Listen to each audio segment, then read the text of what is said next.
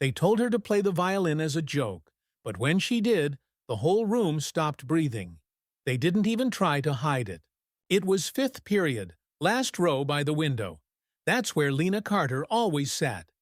Same spot, same silence, same worn violin case tucked between her knees like it was made of glass. She rarely looked up unless her name was called, and even then, she barely said more than what was needed. Just another quiet kid trying to stay invisible. But that day, she became the center of attention, and not in the way anyone would want. "All right, folks," said Mr. Hendricks, the PE teacher, somehow in charge of the prestigious Windsor Academy's upcoming talent showcase. "We've got spots open. Singers, dancers, magicians, whatever you've got. Bring it." His voice carried that usual half-joking, half-serious tone, like he wasn't sure why he was even making the announcement. Then came the moment. Ms. Voss, the music theory instructor who once played first chair in a national orchestra before an injury ended her career, nudged Mr. Hendricks and tilted her head toward Lena's seat. "What about our little violinist over there?" she said, smirking loud enough for half the class to hear. Hendricks chuckled without thinking. "Yeah, come on, Carter. Show us what that thing can really do. You've been carrying it around all year. Might as well make it worth the wait." The room burst into laughter. It wasn't the kind that stings immediately. It crept up slowly, disguised as harmless teasing. But Lena felt it for what it really was. A dare. Not encouragement, not respect. Just a joke. They assumed she wouldn't understand. Or worse, wouldn't mind. Her fingers tightened around the neck of her violin case. She didn't look up. Not yet. In the row ahead, a boy whispered something about cat screeches. Someone else mimicked a screechy string sound. It spread like spilled paint. Messy, fast, impossible to clean up. Ms. Voss smiled like she'd done something sweet. "Just teasing, sweetheart," she added, brushing it off like it was a feather. That was when Lena finally looked up. Straight ahead. Not at the teachers, not at the kids, just past them. "I'll do it," she said. Flat, calm, like she was ordering food at a drive-thru. The room went dead quiet. Even Hendricks blinked. "You serious?" Lena didn't repeat herself. She didn't need to. She just slid the violin case off her lap, placed it on the desk, and started filling out the clipboard being passed around. No drama, no eye contact. Just her name, Lena Carter, on the line. Ms. Voss laughed again, but softer now. "Well, that's the spirit, I guess." But behind her smile, there was a flicker of something else. Doubt, maybe even discomfort. She hadn't expected Lena to say yes. She expected her to shrink. The rest of the day moved on like it always did. Bell rings, lockers slam, dress shoes click across the marble halls. But something had shifted quietly under the surface. Because here's the thing, they didn't know who she was. Not really. They saw a quiet black girl who barely spoke, who brought a violin to school like she was trying too hard to fit in at an academy where most kids had private tutors and summer homes. They didn't know about the third-floor apartment she shared with her mom and little sister, or how she practiced with a towel stuffed under her door so the neighbors wouldn't bang on the wall. They didn't know that violin wasn't a hobby. It was the one thing she had that felt like hers. And now, they were all going to see it. But just because she said yes didn't mean she wasn't scared. Her name wasn't the kind people remembered right away. Lena Carter didn't stand out in the hallways of Windsor Academy. She wasn't loud, she didn't linger by the grand piano in the atrium, and she didn't snap back when kids made slick comments under their breath. She just kept walking. Violin case always in hand, shoulders a little tight, like she'd gotten used to taking up less space than she deserved. But if you followed her home, if you walked the 6 blocks from the school, past the gated brownstones, and climbed the crooked stairs to apartment 3C, you'd see the real Lena. Not the girl who barely whispered in class. The girl who lived inside a storm of sound. The violin case clicked open as soon as the front door shut behind her. No snack, no TV, just her music, and the peeling wall in her shared bedroom. Her mom's voice echoed faintly from the kitchen. "That you, baby?" "Yeah." "Will you eat anything yet?" "Not hungry." "You should eat. Don't make me come in there." Lena smiled just a little. Her mom always said that, and she meant it. But she never came in. Not when Lena was practicing. Her mom, Evelyn Carter, worked nights cleaning offices downtown. She left around 6:30 every evening, right after dinner, and didn't get back until just before dawn. Lena knew she was tired. She also knew her mom listened from the other side of the wall every night. That was the rule. No speakers, no headphones, just raw sound. If Lena was off pitch, if her rhythm broke, her mom would tap gently on the wall 3 times. That meant start over. No anger, no shame. Just get it right again. "Again, baby," her mom would say, even from the hallway. Most nights, Lena practiced until her fingertips went numb. Her violin wasn't fancy. It had scratches from old hands, a loose peg she had to tighten every few minutes, and a bow that frayed at the edges like an old shoelace. But it sang when she played it. It cried, it screamed, it whispered. It was the only way Lena knew how to speak out loud. She had started learning at 8. Her grandfather, who passed away when she was 12, had played blues on a beat-up fiddle. She remembered his laugh, the way his fingers moved like they were dancing, and how he always said, "Let the instrument tell your truth when you can't." So she did. At school, kids rolled their eyes when she pulled out her violin for lunch period practice. Teachers smiled politely, but never asked about it, not until the joke. Not until Hendricks and Voss turned her whole year into a punchline. But Lena had already been working on something, a piece. One she'd written herself. Half classical, half blues, all pain. It had no name. She didn't think it needed one. What it had was feeling, grit, soul, and a secret that only she and her violin understood. Because behind that quiet, behind the blazer with the frayed cuffs and the polished but worn shoes, Lena Carter was a storm. And for the first time, she wasn't going to hold it in. But wanting to prove something is one thing. Actually standing in front of the whole school and doing it, that was another. The next morning, the sign-up sheet was posted by the headmaster's office, right next to the trophy case. Kids huddled around it, fingers dragging down the list, scanning for names they recognized, hoping for drama, hoping someone would embarrass themselves. Lena's name sat quietly at number 14.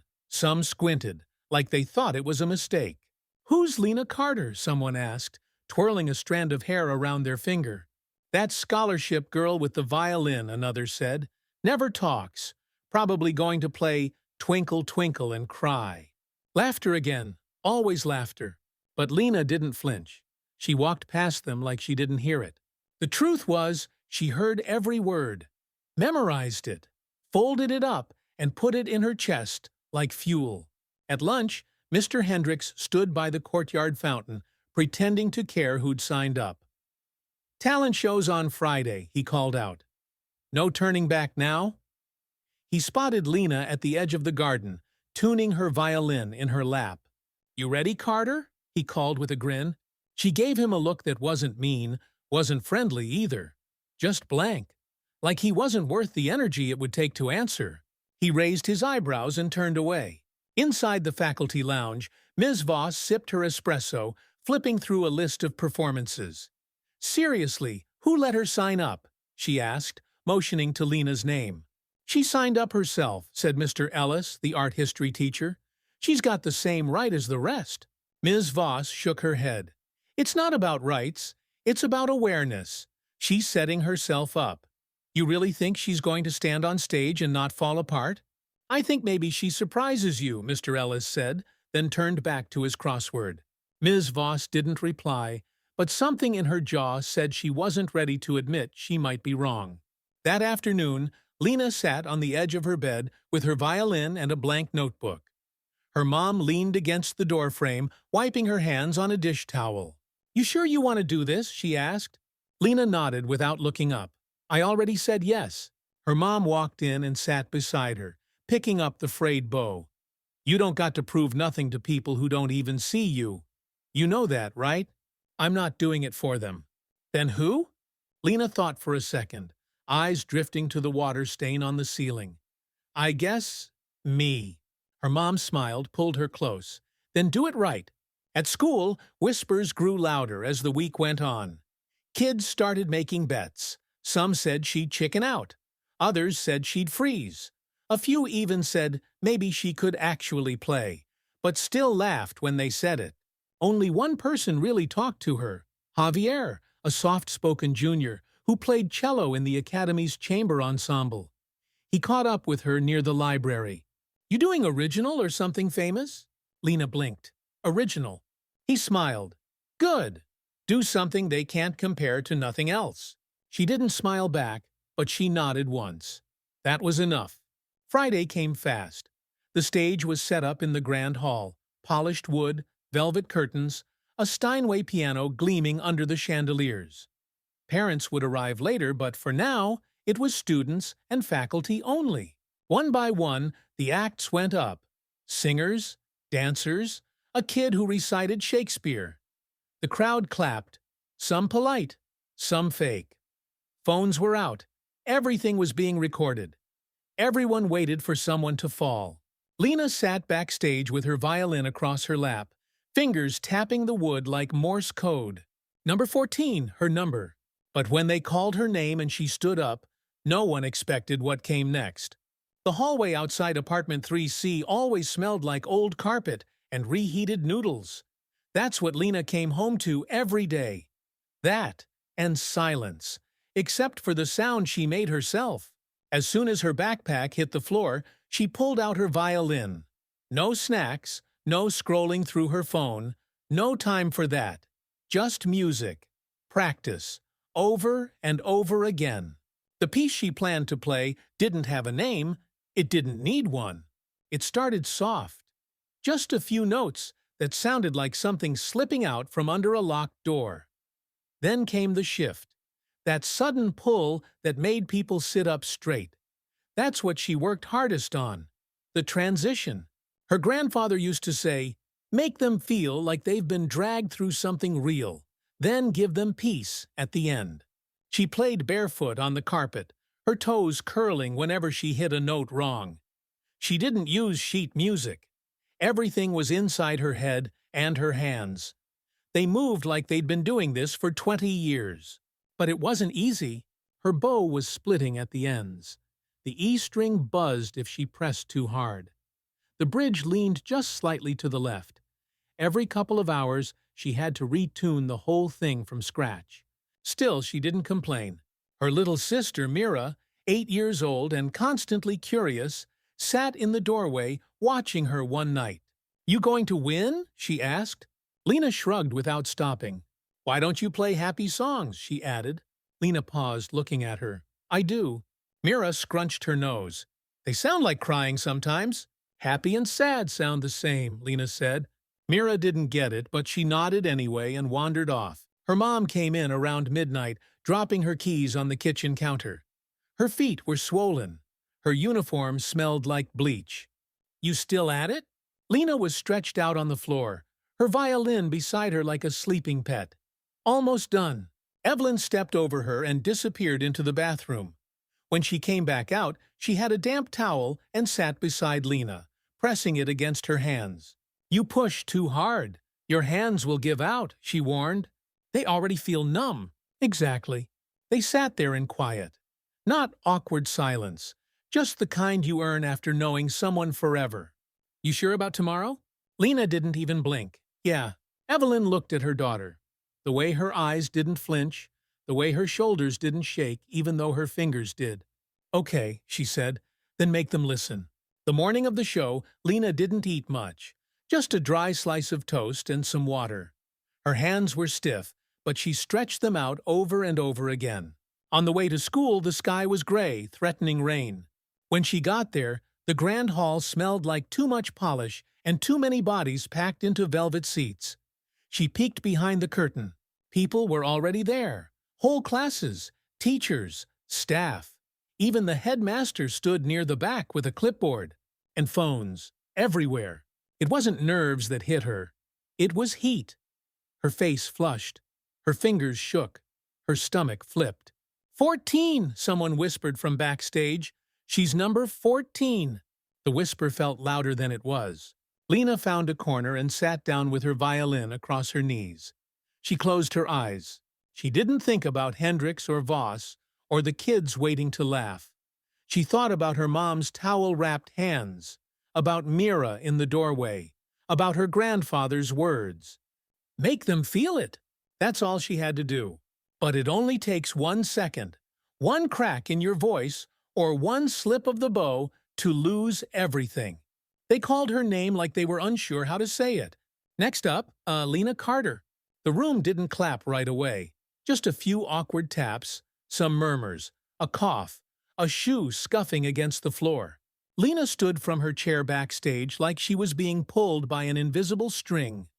Her violin in one hand, bow in the other. Step by step, she moved toward the stage. Kids in the front row elbowed each other. Some had their phones out already. She stopped in the center. No microphone. Just a single spotlight and a polished stool someone had dragged out for her. She didn't sit. She didn't say anything. She just lifted the violin to her shoulder. And then, nothing. A few seconds passed. Mr. Hendrix cleared his throat somewhere near the stage door. Ms. Voss leaned forward in her seat, like she was waiting for the punchline. In the audience, someone muttered, "She's choking." But then she played. The first note was thin, barely there. It trembled in the air like it was scared to be heard. But she held it, stretched it, and let it bloom. By the time she reached the fifth note, the hall was completely still. No more whispering, no more giggling. Just Lena. The piece didn't sound like anything they'd heard before. It wasn't a song from TikTok or some movie score. It was deeper, raw. Her bow danced across the strings like she was trying to say something with her whole body. At first it was slow, deliberate, like a conversation between someone hurt and someone healing. Then, halfway through, it shifted. She bent the strings like they were crying out. Her left hand moved fast across the neck. The sound twisted, pulled, surged, like something fighting to break loose. Her eyes were closed, not because she was nervous, but because she didn't need them open. Everything she wanted to say was coming through the strings. The moment she hit the highest note, she held it so long the air felt heavy. People forgot to breathe. Even Hendrix, who'd been scrolling through his phone moments earlier, was locked in. A few teachers leaned forward, confused, maybe even ashamed. Voss didn't say a word. When the piece started to slow, Lena dragged the final note out like a thread unraveling. It didn't fade, it lingered. And when it ended, she didn't move. She just stood there, still. Bow down, violin resting against her chest like a heartbeat. The hall was dead quiet. And then, slowly, one clap from the back. Then another. Then a few more. Then the whole room. No one was yelling. No one was laughing. They were clapping like they didn't know how else to respond. Some kids looked down at their phones, ashamed they'd even recorded her, expecting a train wreck. Javier, seated near the middle, stood up first. Then a few more followed. And finally, the ones who'd said she'd chicken out stood too. When Lena walked off stage, she didn't smile. She didn't cry. She didn't need to. She just held the violin a little tighter. Backstage, Hendrix nodded at her like he was trying to act like he'd always believed in her. But he didn't say anything. Neither did Voss. She looked like she was chewing on her own silence. Mr. Ellis met her by the water fountain and handed her a folded piece of paper. "You made them feel it," he said softly. Lena opened it when she got to the hallway. It was just a short note. When they don't expect you to shine, shine anyway. Later that night, her mom was waiting by the front door. She didn't even ask how it went. She just looked at Lena's face and nodded. "You did it." "Yeah." "Did they listen?" "Yeah." Evelyn wrapped her arms around her and whispered into her hair, "I hope they never forget." But applause fades. And the real change comes after the clapping stops. Monday came with overcast skies and the smell of wet pavement. The kind of weather that usually made people move slower, quieter. But not this time. As soon as Lena stepped through the academy's front doors, something was different. People looked at her, not with side eyes or smirks, but with curiosity, with respect. Some nodded. A few just moved out of her way. One girl even whispered, "That's her," like she was talking about someone famous. It wasn't fame, though. It was recognition. The kind Lena had never asked for, but now couldn't avoid. She walked past Mr. Hendricks in the hallway. He tried to flash a friendly smile, phone still in hand. "Hey, amazing job Friday," he said awkwardly. Lena gave a small nod and kept walking. Then came Ms. Voss. She was standing at her classroom door, holding a stack of sheet music like always. For a moment, she didn't say anything, just looked at Lena like she was searching for a version of her she hadn't bothered to see before. "Miss Carter," she said carefully, "can I have a word?" Lena stopped but didn't move closer. Ms. Voss cleared her throat. "I owe you an apology. What I said last week wasn't right." A long pause. "I shouldn't have made assumptions. I'm still learning." Lena thought about saying something sharp, something she'd had locked and loaded since that first laugh. But she didn't. Instead, she looked her in the eye and said, "You should have seen me before Friday." Ms. Voss blinked. That hit harder than a comeback ever could. Lena turned and walked away. She wasn't bitter. She wasn't angry. She was just done being ignored. In the cafeteria, Javier slid her a carton of chocolate milk without saying a word. He grinned. "Next time we play a duet." She smirked, then rolled her eyes. "You're not ready." The sound of her laugh, even just that little bit, turned a few heads. It was the first time most had ever heard it. At home that evening, she didn't pick up her violin right away. She sat on the couch next to Mira, watching cartoons with the sound off. Her mom peeked out from the kitchen. "You not practicing?"